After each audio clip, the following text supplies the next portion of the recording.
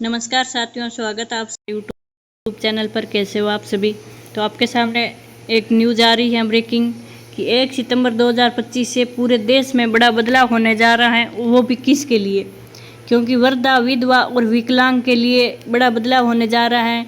अब सरकार ने नियम चेंज कर दिए हैं और 5 नए नियम लागू किए हैं। वो कौन कौन से 5 नए नियम हैं और किसकी पेंशन बंद हो रही है? इनकी पेंशन बंद हो रही है तो किस वजह से पेंशन बंद हो रही है और क्यों पेंशन बंद हो रही है, तो उसको वापस कैसे चालू करवाना है और क्या डॉक्यूमेंट चाहिए, आवेदन कैसे करना है, तो वो सब अपन जानकारी आगे वीडियो में बात करेंगे। तो इससे पहले आप वीडियो में आगे बढ़ने से पहले वीडियो को लाइक, शेयर, सब्सक्राइब जरूर करें।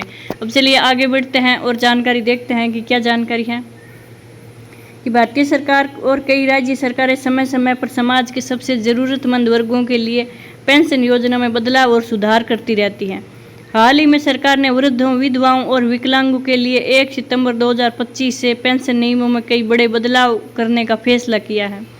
इन बदलावों का मकसद इन वर्गों को और ज़्यादा राहत और आर्थिक सहारा देना है। अब नई पेंशन स्कीम के तहत सरकार ने ऐलान किया है कि सभी पात्र वृद्ध, विधवा और विकलांग नागरिकों को अब पहले से अधिक राशि मिलेगी।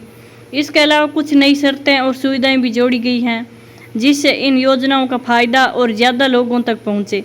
सरकार यह कदम सीधे गरीब, असहाय और दिव्यांग नागरिकों की जिंदगी में सकारात्मक बदलाव लाने के लिए शुरू कर रही है।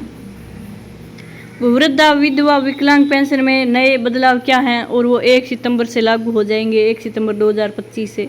तो देखते हैं कि 1 सितंबर 2025 से क्या लागू होंगे, कौन कौन से बदलाव हैं।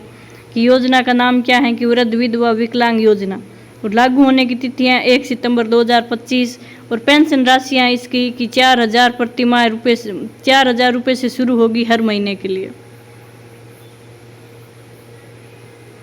और विकलांग और गंभीर स्थिति में कितने मिलेगी कि 6,000 रुपये से लेकर 10,000 हर महीने। वो कंडीशन पर आधार पर डिपेंड की जाएगी।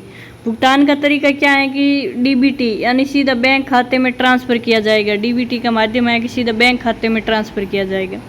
न्यूनतम आयु वर्ग क्या है बुजुर्गों का? प्राय 60 वर्ष, राज्य अनुसार भिन्नता। पात्रता है बीपीएल राशन कार्ड, पात्रता सिद्ध दस्तावेज अनुसार। तो जरूरी दस्तावेज हैं कि राशन कार्ड, आधार, बैंक पासबुक, आयु व उम्र सत्यापन।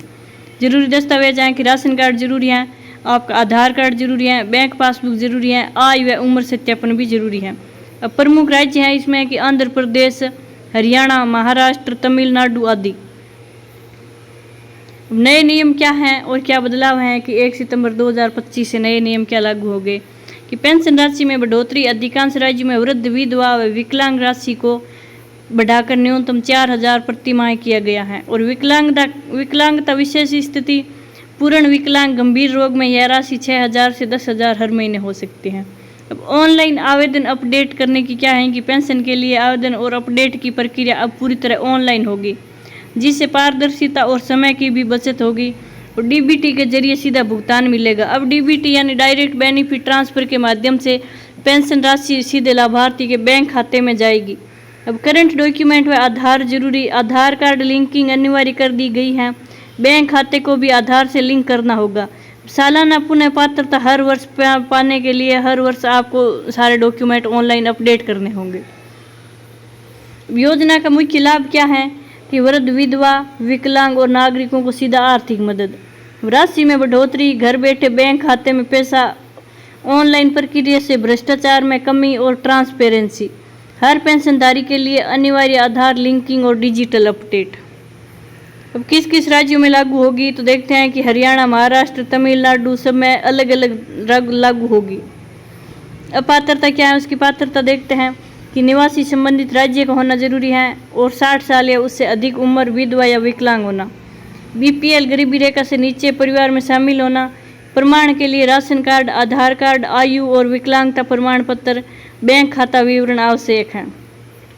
पेंशन योजना में जोड़े गए 6 मुख्य नए नियम क्या हैं कि ऑनलाइन अप्लाई व स्टेटस ट्रैक सुविधा, मोबाइल पर ओटीपी आधारित वेरिफिकेशन, हर वर्ष जीवन प्रमाण पत्र आपको देना जरूरी है, आधार से लिंक बैंक खाते में राशि ट्रांसफर, पात्रता का स्वतः पुनः मूल्यांकन, विकलांगता या विधवा प्रमाण पत्र की डिजिटल सबमिशन, यह जरूरी है आपके डॉक्यूमेंट।